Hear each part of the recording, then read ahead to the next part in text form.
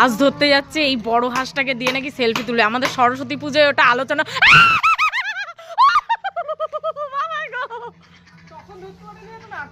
বাবা